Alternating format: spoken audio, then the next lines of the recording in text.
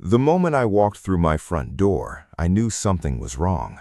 I'd been gone for 11 days, 5 in the hospital after my knee replacement, 6 more at my brother Gerald's place in Sudbury. While I got back on my feet, Gerald had driven 4 hours each way to pick me up from Toronto General, which tells you everything you need to know about my brother. 63 years old, and he still shows up without being asked. My son-in-law did not pick me up.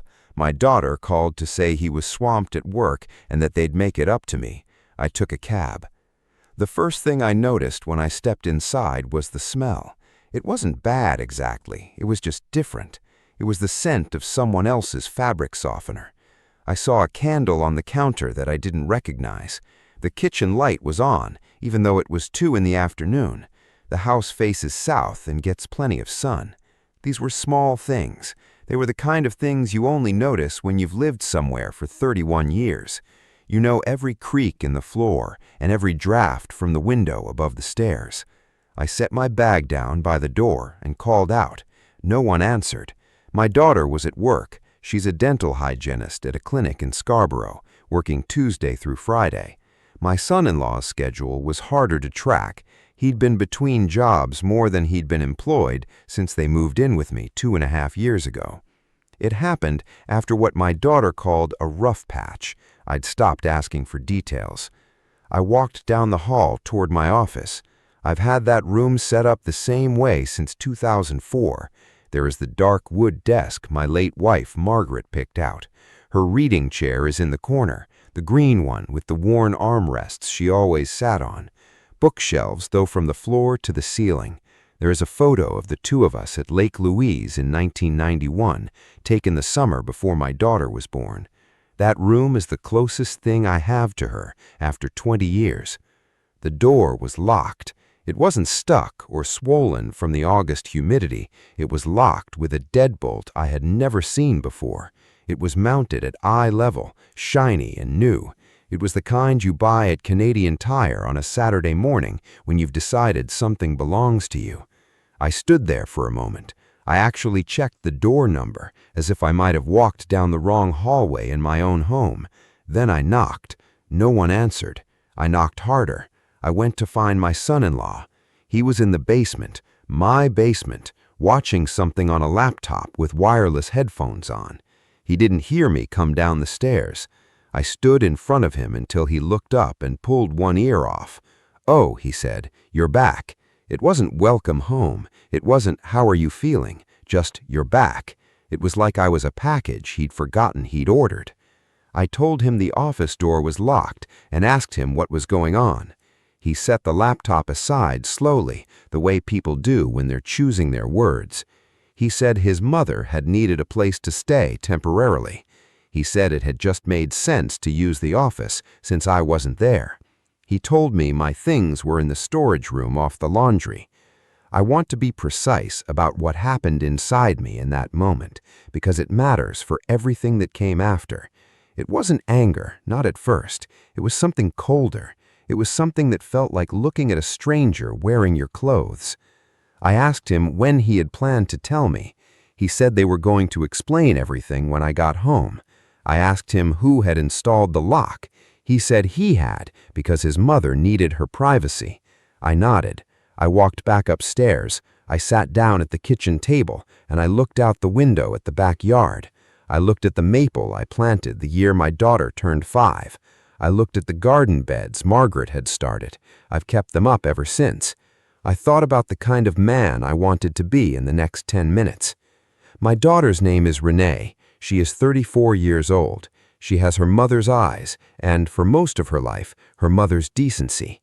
I say most because what I discovered over the following 48 hours changed some of what I thought I knew. My son-in-law's name is Curtis. He is 37. He grew up in Hamilton, has a brother somewhere out west, and has a mother named Beverly. I had met her exactly once, briefly, at their wedding 6 years ago. I had no reason to think about her much before that afternoon. When Renee came home from work, I was still at the kitchen table. I hadn't moved because my knee was aching and because I was waiting. She came in through the side door, saw me, and stopped. "Dad," she said. She asked how the drive was. I told her I'd taken a cab. I told her to sit down. She sat. She looked at her hands. Then she said something that I have thought about almost every day since. She said she knew I was going to be upset. She thought once she saw how good it looked, and once she met Beverly properly, I would understand. I asked her when she had decided to do this. She said they'd been thinking about it for a while. Beverly had been renting a basement apartment in Hamilton. The landlord had sold the building, and she needed to leave by the end of the month. She said it was just supposed to be a few months. I asked her why she hadn't called me. I'd been at Gerald's. I had a phone. She knew the number. She said she hadn't wanted to worry me while I was recovering. I asked her if she thought I would find a deadbolt on my office door, less worrying than a phone call. She didn't answer that. I told her I wanted the lock removed by morning. I told her I needed to sleep and that we would talk more tomorrow. She nodded and said, of course. She reached across the table and touched my hand. I let her. Then I went upstairs to bed. I lay awake for 3 hours. What I was turning over in my mind wasn't the lock exactly. It was the timing. I'd been gone for 11 days. My knee replacement had been scheduled for 4 months. Renee had known the dates. This meant the decision to bring Beverly in had been made while I was in the hospital or in Sudbury. It was done deliberately. I was beginning to think it was timed so that by the time I got home, the situation would already be established. It would be a fact. I've worked in insurance for 35 years. I know how people behave when they're hoping you won't look too closely. The next morning, I woke early, made coffee, and waited. Beverly came downstairs at 8 a.m. in a housecoat. She opened the fridge as if it was hers. She looked genuinely surprised to see me. She was a small woman in her early 60s. She wasn't unfriendly in the way she held herself, but there was a sharpness behind her eyes that I recognized. She said, "Oh, you must be Renee's dad." She poured herself a coffee from my coffee maker with my beans. She sat down at my kitchen table. I said yes. I said I was also the person whose name was on the mortgage. She smiled like I'd made a joke. She said Renee had told me so much about me. She said, "You have a beautiful home." I thanked her. I asked her what her plans were in terms of finding her own place. She said she was still looking. She said Hamilton is getting so expensive. She said she appreciated my patience. I said I hadn't offered patience. I asked her to have a more specific timeline by the end of the week. She stopped smiling. The lock, it turned out, had not been removed overnight. Curtis had taken the deadbolt off the door, but he'd left a hook and eye latch on the inside. He still had what appeared to be most of Beverly's belongings arranged throughout the room. This included items on Margaret's reading chair, a suitcase open on the floor, and toiletries on my desk. I went to my storage room. My files were there, stacked in cardboard boxes. A few were stacked on top of the chest freezer. Margaret's reading chair photo, the Lake Louise one, had been laid flat on top of a box face down. I stood there for a long time. My name is Robert. I am 66 years old. I am semi-retired, still consulting part-time for the firm I spent my career at. I own my home outright. I paid off the mortgage in 2019. I have a good GP and a reasonable pension. I have a brother who drives 4 hours when I need him. I have one daughter. I went back upstairs. I found my laptop and I called my lawyer. Paulette has handled my affairs for 12 years. She's efficient and she doesn't soften things, which I appreciate. I explained the situation. She asked a few questions. She told me what I could and couldn't do legally given that Renee and Curtis had been residing in the home for 2.5 years. She told me the steps I would need to follow to formally establish that Beverly was not a tenant. She had no residency rights. Paulette told me to document everything. I took photos of the storage room. I took photos of the modified office door. I wrote down the dates and the conversations. Then I did something I probably should have done a year earlier. I called an old colleague who still works in risk assessment. I asked him if he'd ever come across a Curtis Brennan, formerly of a mid-sized logistics company in Mississauga. He called me back the next morning.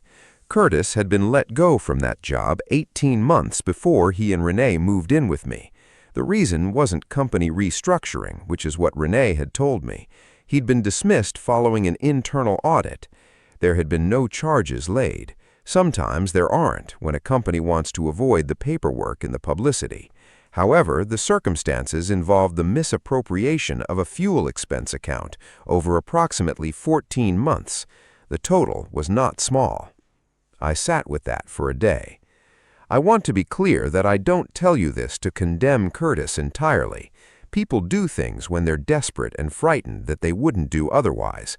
But I had let this man live in my home. I had lent my daughter money twice in the past 2 years. Once was for car repairs. Once she said it was for a dental emergency that I now suspected had gone elsewhere. I believed what I was told because she was my daughter. You want to believe your daughter. That evening, Renee came home from work, and I asked her to sit with me in the backyard. We sat in the lawn chairs by the maple tree. I watched her for a moment before I said anything. She looked tired. She had looked tired for a long time. I realized I'd mistaken it for adulthood. I asked her to tell me about Curtis's job, the real story. She looked at the tree for a while. Then she told me. It wasn't everything, but it was enough. She confirmed he'd been dismissed. She confirmed there had been an issue with expenses and that it had been complicated. She said they'd been dealing with debt ever since. She said she was sorry she hadn't told me. I asked her where the money I'd given her had gone.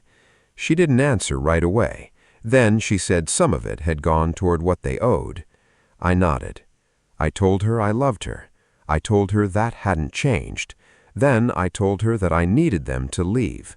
I needed all 3 of them to go. She started to explain why that wasn't possible right now. She spoke about why the timing was difficult, why Beverly had nowhere to go, and why they needed more time. I let her finish. I told her I'd spoken to Paulette. I told her I understood my obligations and I was prepared to meet them.